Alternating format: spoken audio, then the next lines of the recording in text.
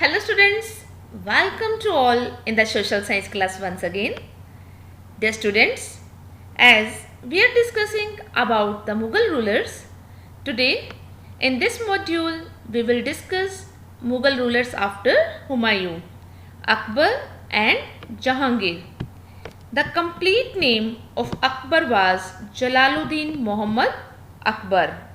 He got the throne at the age of 14. Bairam Khan was his guardian. At that time, the position of Mughals was not very strong in India. Vikramaditya defeated the Mughals and captured Agra and Delhi from Mughal rulers. Dear students, Akbar का पूरा नाम जलालुद्दीन मोहम्मद अकबर था। 14 years की as में उन्हें गद्दी मिली। बैरम खान जो कि अकबर के गार्जियन थे, यू कैन से संरक्षक थे, और उस टाइम इंडिया में मुगल्स की पोजीशन बहुत स्ट्रांग नहीं थी। विक्रमादित्य ने मुगल्स को हराया और मुगल रूलर से आगरा और दिल्ली पर कब्जा कर लिया।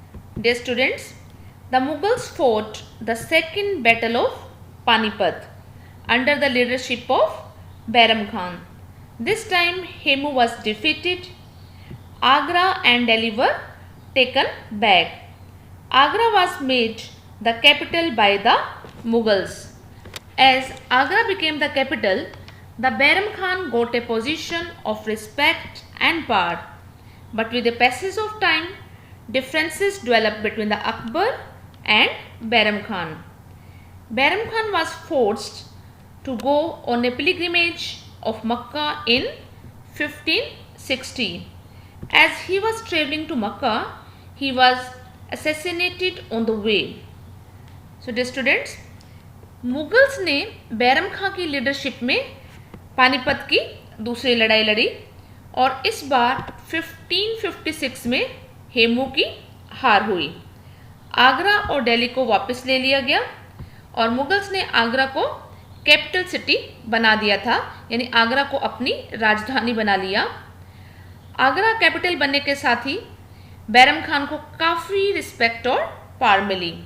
बट कुछ टाइम बाद अकबर और बैरम खान में काफ़ी डिफरेंसेस पैदा हो गए, यानी काफ़ी उनके बीच में मतभेद पैदा हो गए। बैरम खान को 1560 में मक्का की तीर्थ यात्रा पर जाने के लिए फोर्स किया गया।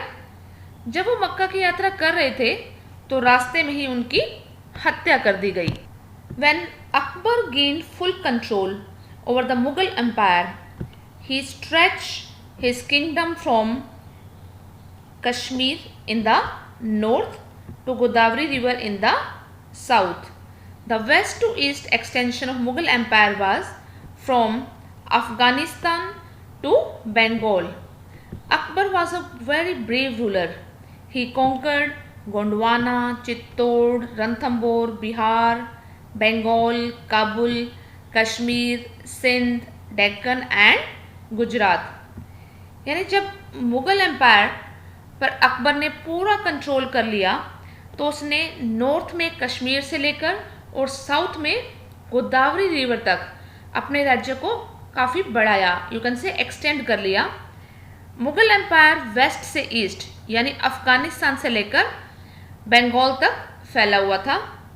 अकबर जो कि बहुत ही ब्रेव रूलर था, उसने गोंडवाना, चित्तौड़, रणथंबोर, बिहार, बंगाल, काबुल, कश्मीर, सिंध, डेक्कन और गुजरात पर विजय प्राप्त की और इन सभी एरियाज को अपने कब्जे में कर लिया। Dear students, in order to hold religious meetings and discussions, Akbar set up an Ibadat Khana at Fatehpur Sikri. Here religious discussions were held every Friday evening. He also started Din-e-Ilahi, which means divine faith. In 1582, actually Din-e-Ilahi was not a religion. It was a blending the good points of all religions like Hinduism, Christianity, Jainism and other faiths with Islam. It was also a socio-religious path to merge the differences among the different communities. यानी religious meetings और discussion को organise करने के लिए अकबर ने फतेहपुर सिकरी में एक इबादत खाना शुरू किया। यहाँ हर फ्राइडे इवनिंग में रिलीजियस मीटिंग्स और डिस्कशंस होती थी। अकबर ने दिन इलाही भी स्टार्ट किया, जिसका अर्थ है दिव्य विश्वास, 1582 में। एक्चुअली दिन इलाही कोई धर्म नहीं था, ये सभी रिलीजन्स का एक मिक्सचर था। जैसे कि इसमें सभी रिलीजन्स थे, हिंदुइज़्म, क्रिश्चियनिटी, जैनिज़्म और अदर रिलीजन्स, यानी सभी धर्मों के अच्छे पॉइंट्स का ये मिक्सचर था। डिफरेंट कम्युनिटीज़ के बीच डिफरेंसेस को ख़त्म करने के लिए भी एक सोशो रिलीजियस पाथ था। Akbar was passed away in 1605. He was buried at Sikandra, which was 6 miles from Agra. Dear students, when Akbar conquered Gujarat, Sikri was named Fatehpur Sikri, which means city of victory. Akbar also introduced Sulh-e-Kul, which means universal peace and harmony. It was an important part of Din-e-Ilahi. Akbar की 1605 में death हो गई थी, तो उसे सिकंदरा में दफनाया गया, जो कि आगरा से 6 माइल्स की दूरी पर था।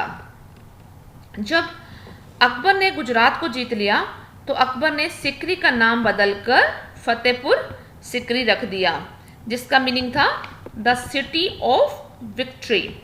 अकबर ने सुलह-ए-कुल भी इंट्रोड्यूस किया, उसकी भी शुरुआत की, जिसका मीनिंग है यूनिवर्सल पीस एंड हार्मनी, अर्थात सार्वभौमिक शांति और स्वभाव, और यह दिन इलाही का एक इम्पोर्टेंट पार्ट था।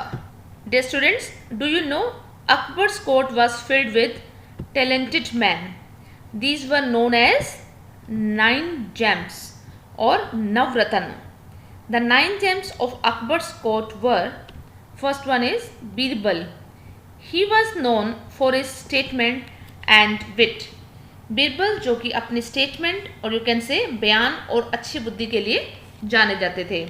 The second gem was Abdul Rahim Khan. He wrote poetry in Hindi. His dohas are recited in India even today. Abdul Rahim Khan ने हिंदी में पोइट्री लिखी और उनके दोहे जो कि आज भी भारत में सुनाए जाते हैं। The third gem was Abul Fazl. He was a great scholar and historian. Akbarnama and Ain-e-Akbari were written by him. The fourth gem was Faizi. He was the brother of Abul Fazl. He translated the Bhagavad Gita in Persian language, you can say Farsi language. The fifth gem was Tansen, who was a great singer and musician. His Raga Deepak was world famous. The sixth gem was Raja Todarmal, who was an efficient administrator. The seventh gem was Raja Man Singh, who was the greatest general. यानी राजा मान सिंह अकबर के दरबार के सबसे बड़े सेनापति थे। The eighth gem was Humam, who was a well-known physician. Humam जो कि एक बहुत ही फेमस फिजिशियन और यू कैन से चिकित्सक थे। And the last and ninth gem was मुल्ला दो प्याजा. He was a great scholar and known for his ready wit.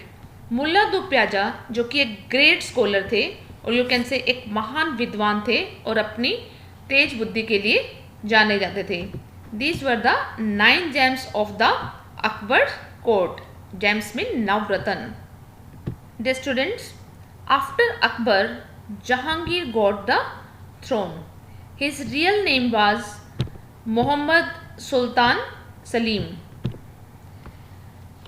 and he ascended the throne in 1605 at the fort of Agra. At this ceremony, he assumed the name Jahangir, which means holder of the world, and the title of Nur-ud-Din means light of the earth. Akbar used to call him as a Shekhu Baba. Students, Akbar के बाद जहांगीर को गद्दी मिली और उनका real name Mohammad Sultan Salim था।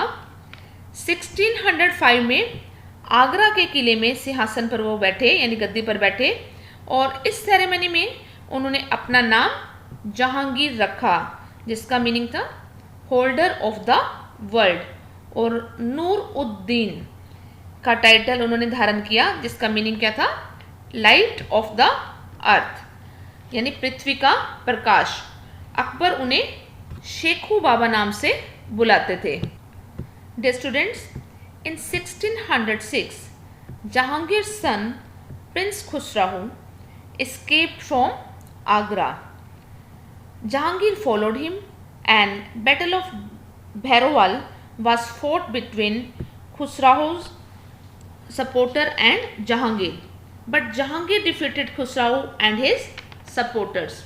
यानी 1606 में जहांगीर का बेटा प्रिंस खुसराओ आगरा से भाग गया और जहांगीर ने उसका पीछा किया।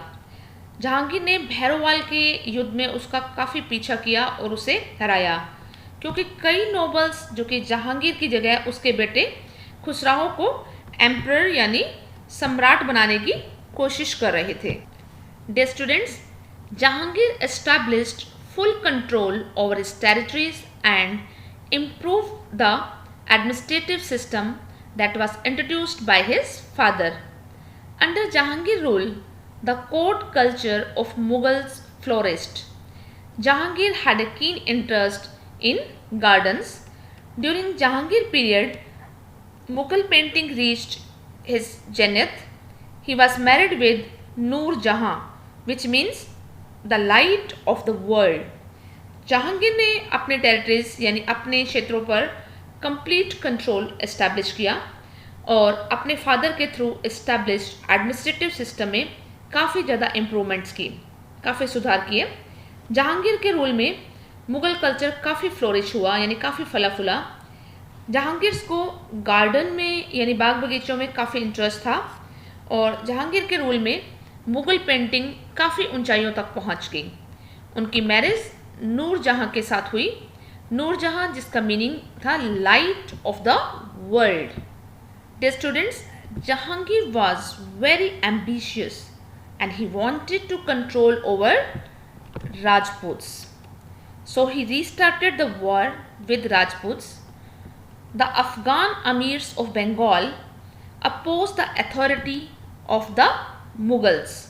In Deccan, there was also disturbance which could not be controlled by Jahangir. He died in 1627 due to excessive drinking and his son Shahjahan got the throne. बेटा जहांगीर बहुत ही एम्बिशियस, यू कैन से महत्वाकांक्षी था और राजपूत पर control करना चाहता था। सो उसने राजपूत के साथ फिर से युद्ध शुरू किया। बंगाल के अफगान अमीर्स ने मुगल्स की अथॉरिटी यानी उनके अधिकारों को काफ़ी अपोज किया। डेक्कन में भी इतनी डिस्टर्बेंसेस थी कि उसे जहांगीर के थ्रू कंट्रोल नहीं किया जा सकता था और एक्सेसिव ड्रिंकिंग की वजह से, उसकी हैबिट की वजह से 1627 में उनकी डेथ हो गई और उनके बेटे शाहजहां को गद्दी मिली। Dear students, let's know more about Jahangir. Jahangir was able to conquer the fort of Agra, which could not be conquered even by Akbar. One more thing about Jahangir was that he was very famous for his justice. He set up a chain of justice with 60 bells. It was made up of pure gold. Its one end was attached to the fort of Agra and the other to stone column on the bank of river Yamuna. Any person who wanted justice could pull the chain to draw the attention of the emperor. Jahangir also issued 12 ordinances for the better governance of the country. Jahangir में आगरा के किले को जीतने की क्षमता थी, जिसे अकबर के थ्रू भी नहीं जीता जा सकता था। जहांगीर जस्टिस यानी अपने न्याय के लिए काफ़ी फेमस था।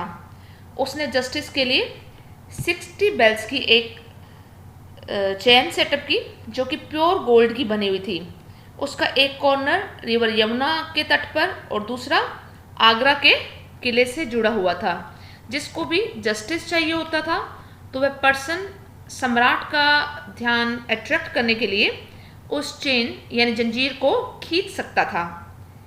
जहांगीर ने कंट्री की बेटरमेंट के लिए 12 ऑर्डिनेंस यानी अध्यादेश और you can say state orders भी जारी किए।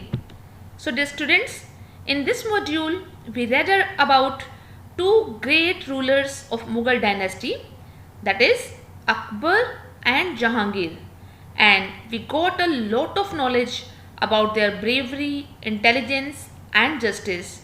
Thank you. Stay blessed, stay happy.